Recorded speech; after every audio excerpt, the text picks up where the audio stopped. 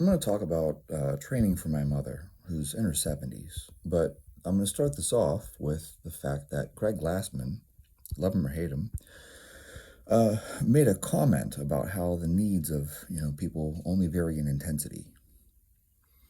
This is a very intelligent and astute observation. So let's just talk about me compared to my mom, right? And it really doesn't matter if we're talking about me at 40 or if we're talking about me at 20 or me at 30 or whatever. Even my needs only vary by intensity. What does that mean, Chad? Well, we have the basic movements that we need to be able to do, right? And as far as I'm concerned, most things can basically be broken down into squatting movements, hinging movements, pushing movements, and pulling movements. So um, I don't care if it's a pull up, pulling movement, or a row, pulling movement, or even technically, I'll give you a lot of wiggle room here and say that a curl is still a pulling movement. And conversely, we have pushing movements, right? So push-ups being the lowest hanging fruit there, and then bench presses and overhead presses and push presses that you can make it extremely complex at some levels. We start getting into the jerk, which is a very technical movement. It's in fact, if you know anything about weightlifting, the jerk is actually far more technical than the snatch. And then, of course, you have your squatting movements, which could be something as basic as sitting down to a chair, or it could be squatting 1,000 pounds. It could be a rear foot elevated split squat. It could be walking lunges. It could be any number of things, right? But it's a squatting movement. And so let's get into the nitty gritty here of how complex should the training be. So currently, I have some weird type of disease. Apparently, I went to Mayo Clinic and I'm not entirely sure what I have, but it doesn't look real good, right? And it's attacking some of the nerves and tendon sheaths and the myelin around these different things. So I have this demyelination. In any case, I've lost the ability to use my wrist, which means that I can't do the things I like doing. So I can't snatch, I can't clean, uh, you know, but it actually extends to other things. I can't play guitar. I can't play piano. I have a difficult time using utensils and things like that. I have my right hand still, thankfully, but my left hand has become basically useless because I don't have the ability to use my thumb properly anymore. It's really weird having a thumb that just kind of sits there, but you can't actually bend it. Anyways, so I have my thumb. It's just not functioning. Uh, Sorry, that seems humorous to me, but it probably isn't humorous to you. I'm probably too sarcastic there, or too dry with my humor. But yeah, I have a thumb. It just doesn't work. So it's kind of like my car. I have a car. It just doesn't have an engine in it. Um, you know how you know you're a redneck, right? The Jeff Foxworthy thing. You're watching this on a TV that's sitting on top of a TV that doesn't work. That's like my thumb. I have a thumb that doesn't work. So in any case, what do I do? I can't do all this complex stuff anymore. And it's really quite simple. I push, pull, squat, and hinge. So for me, and I'm going to get into my mom in just a second here. I do bench press and pull ups, and I don't need my thumb to do pull ups because I keep my thumb on the outside of the bar anyways. And with the bench press, I'm just super careful to make sure it sits in the, like kind of the curvature of my hand. I'm not doing suicide grip. Don't do that. And then I do a lot of behind the neck overhead presses because I like to have healthy shoulders. So there's another pressing movement. And I have a difficulty rowing. Rows are not a great movement if you can't use your thumb very well, so I stick to pull-ups. Pull-ups are my pulling movement. I just do a ton of them. It's not unusual for me to do 20 to 30 sets of pull-ups, simply because I don't have another pulling variation to do. And I front squat because I can front squat with my hand open. I just rest it across my shoulders and my hand sits open, so I don't need my thumb to hold onto the bar. And lately, I've been messing around with trap bar deadlifts because you can grip it without using your thumb. You just wrap your fingers underneath it. So that's my hinging movement. I just do trap bar deadlifts. Is that my preferred? No, you guys know I hate trap bars. Trap bars are so easy. Like, I can pull so much weight with the trap bar, it's not even funny. Um, it's nothing like deadlifts. Deadlifts, a good quality deadlift, mm, you know, you're at a point where, like, grip strength is limiting, and your hamstring strength is limiting, and all these things like that. With the trap bar, your hamstring starts to fatigue, you can just cheat it and use your quads. You won't even realize that you're doing it.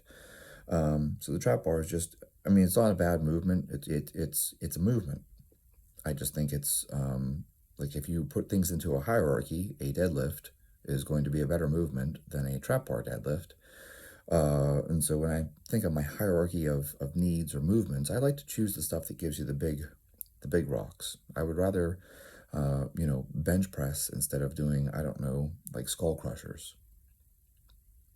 I would rather squat with a barbell, heavy, instead of doing, walking lunges while I hold dumbbells. I like to use the big movements that let me move the most weight, and then I just do very low reps and very few sets. But with a trap bar, I'm doing sets like 20 because it's not that hard. Um, Explaining my own training here. Now you just heard that I push, pull, squat, and hinge, right? Okay, now let's get into my mother. My mother is in her 70s. My mom does push, pull, squat, hinge. Oh my gosh, she does the same thing? Yeah, but she just uses less weight and we just regress the movements. So, my mom, I got her a couple kettlebells. So she has one that's like I think it's a 20 pounder and a 35 pounder. I think those are the kettlebells I have, and there's a 55 as well, but she only uses the 55 for her deadlift. So it's not like my mom's not putting 55 pounds overhead for her presses. So, my mom will do really basic overhead press with a kettlebell. Just takes a 20-pound kettlebell and does, 10 reps with the right arm, 10 reps with the left arm, 10 reps with the right arm, 10 reps with the left arm, just getting a pressing movement in. That's good enough. And then I have my mom do just, it's an single arm bent over row. So she supports herself with one hand, and then the other hand, she just does a row. And, that's more than sufficient. My mom is doing rows. Like, do you care that my mom does rows with 35 pounds? Is that, she's in her 70s. Congratulations for you doing your 405-pound bent over row, but, really, a row is a row, isn't it? So as I stated in the beginning about Greg Glassman saying the needs only vary in intensity, you need to do rows, but you need to do rows with 405 pounds for you to get any bigger and stronger. My mother is in her 70s, and she needs to do rows with 35 pounds. It's still a row in a row. All that's changing is the fact that, the amount of weight that you're using. Maybe you grab the 100-pound dumbbell and you row it for a set of 20. Well, my mom grabs the 20 or the 35 kettlebell and rows it for a set of 10. Okay, so right there we've got pushes. My mom's doing overhead pressing. My mom is doing rows, right? And my mom does squats. And we started off with just simply squatting down to a chair. That was enough. Just squat down, stand back up, down, up, down, up, down, up. For those of you who don't think that's hard, try doing it for sets of 50, sets of 100. That's all we did. We just down and up, down and up, down and up, down and up. Because why? Because you're still going to need to sit on a toilet for the rest of your life. You're still going to need to sit down to a chair for the rest of your life. My grandmother lost the ability to use her legs, so she would just plop into a chair. She would just drop. And then she couldn't get out of it. Someone had to help her stand back up because, if a chair has a cushion, you kind of sink into it. I'm making sure that doesn't happen to my mother. So we practice sitting down and standing back up. That became too easy, so then we moved to, we started using a bench, but we used it like a box squat because we just kept lowering it and lowering it. So it's lower than you would sit down to a chair. And then we progressed to a simple goblet squat. My mom just holds the kettlebell, just like a goblet squat. You know what it is. And she does air squats, or she can squat to a bench with it. If she feels more confident sitting down to a low bench, that's totally fine by me. I'm not picky. But she's just squatting. How's that any different than me doing box squats? I think my best box squat ever was something like $295 for a set of 18. I feel like that was the right number. Could have been 17. If I'm wrong, I only got 17 and I missed the 18th rep. If I'm right, I got the 18th and missed the 19th rep. Yeah. It was 17 or 18 reps that I got. I know I didn't make it to 20 because the goal was 20. I didn't get there. What's the difference between that and what my mom's doing? There isn't. My mom's doing box squats with a weight that is appropriate for her. I did box squats with a weight that was appropriate for me. And now I do front squats. And again, with a weight that's appropriate for me. Oh, hey, we're squatting and we're squatting, and the only thing that varies is the intensity because it's the load. And then finally, as I pointed out, the hinging. So, I'm doing trap bar deadlifts currently because my wrist won't allow me to rotate it into a position where I can deadlift a bar. And so my mom just simply does her deadlifts with the kettlebell. Now, my mom can deadlift, a 55-pound kettlebell. She can do sets of 20 with that. Okay? You see, again, the needs actually are not that different. We're both doing deadlifts versus deadlifts. I'm using a trap bar because that's what works for me right now, okay? But my mom is just simply, standing over a kettlebell, and she just deadlifts the kettlebell. And it really is that simple, folks. Like, that's what I want to drive home to people. So if you're, 20 years old and, you're a very high-level athlete, you're playing college sports, you need to find a good push movement, a good pull movement, a good squatting movement, a good hinging movement. Load them up. Load them up heavy. And if you're 40, you need to find a movement that works for you. And I am not a diehard about any of these things. I don't care. Get a Swiss bar, football bar, whatever they call it. Bench press with that because it lets your wrist sit into a neutral position. Do pull-ups, do rows, do cable rows. It doesn't matter. Choose a rowing movement that doesn't hurt you. And if you tell me, oh, front squats are too uncomfortable, I don't have the mobility for it, then do a safety bar box squat. You're 40. Unless you compete in powerlifting, you don't have to use a straight barbell. So rock on. If a safety bar is comfortable for you, do that. And when it comes to your deadlift, personally, I prefer a barbell deadlift. But you know what? If that's uncomfortable for you, the trap bar works. It does. And in fact, actually, I'll tell you, you don't even have the deadlift. You could do Dimmel deadlifts. You could do rack pulls. You have a whole bunch of other movements that you could do that are hinging movements. You could do good mornings, although I actually think good mornings are harder on your low back than doing deadlifts. Your mileage may vary, but for me, I feel like the good morning is actually harder than a deadlift for recovery purposes. My low back does not like to recover from good mornings. But you have a whole variety of things. And maybe you even have machines available. You can use a back extension machine. You could use a glute ham developer. You could use all these other things. But the point is you have a hinging movement, right? So load it up. And now, if you're 70 like my mom, oh my gosh, 70.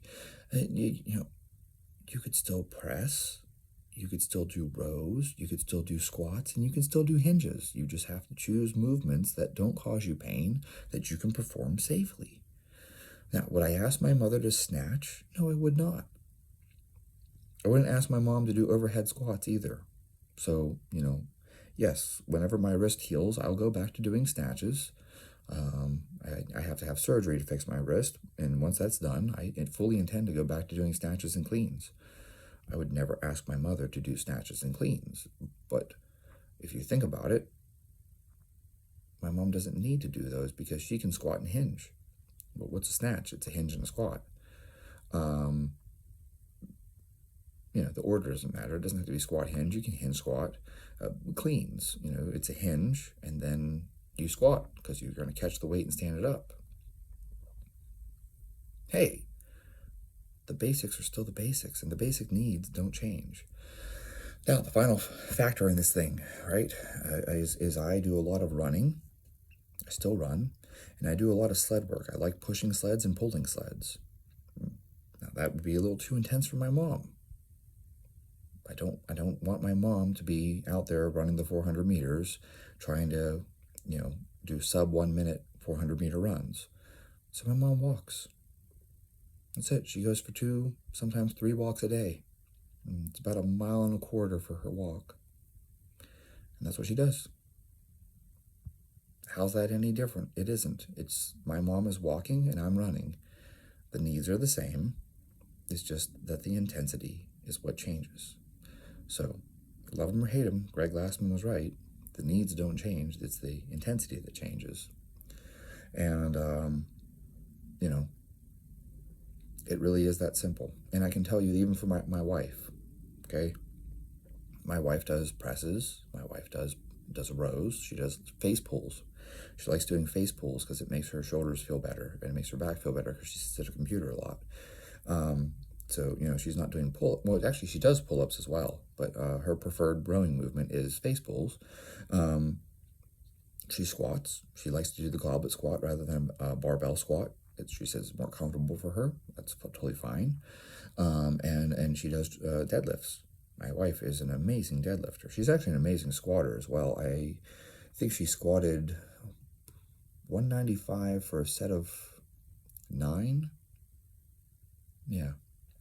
And she only weighs like 120 pounds. So 195 for a set of 9. And actually, she probably had more in the tank, but I cut her off because I was like, holy shit. Like, her previous PR was like 195 for 5 or something like that. And so when she got to the 9th rep, I was like, let's just cut the rep off there because you've already hit a PR today. I probably should let her keep going. She probably would have done 12. In any case, yeah, and she deadlifts, you know, 225 is her consistent single. I mean, she can walk in and hit a 225 deadlift. That's not her max. That's just her consistent. Even on a bad day, I can pull 225 for a single. That's very good. I don't compare my wife to me. And I don't compare my wife, certainly not to my 29-year-old self where I was at my peak. Again, it's push, pull, squat, and hinge. The very basis of movement. And you just have to find a variant of each of those movements that works for you, and then the intensity changes by the amount of load you put into it. Oh, and she does lat pull downs and some type of cable row as well, because those are comfortable for her. That's it. It's really that simple. And so now you have all this background here. So, you know, I told you how I trained whenever I was younger. Okay, we've talked about that at length. I told you about how I train at 40. I told you about how my wife trains. And I've told you about how my mother trains. And you can see it's really basically the same thing. It's just, we just vary the intensity.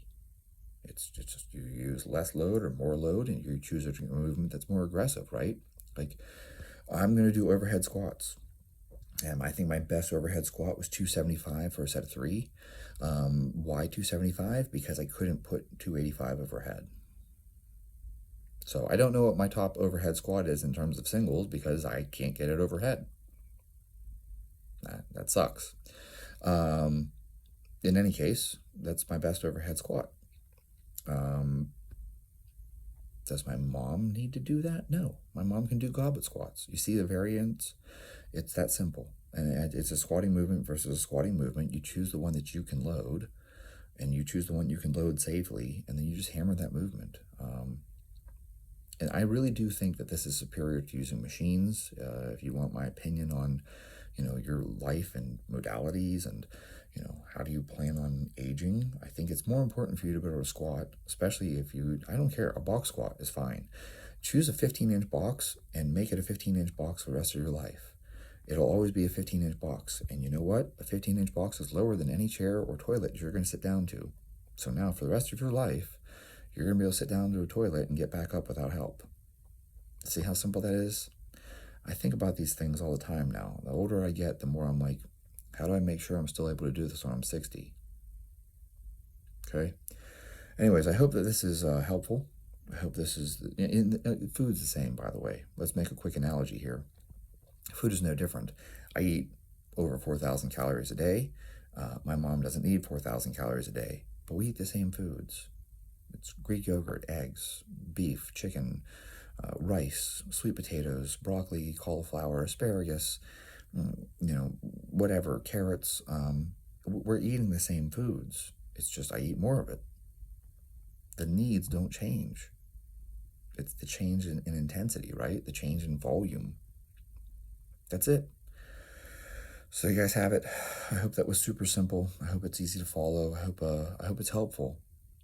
I think a lot of people overcomplicate things. You see these things on Instagram. Everyone has these fancy exercises. You need to do all this really complex stuff. And at the end of the day, if you are an elite level athlete, you may need those things. But for the rest of us, man, if you just choose basic movements and basic foods, you're pretty much good to go. Like, the needs don't change.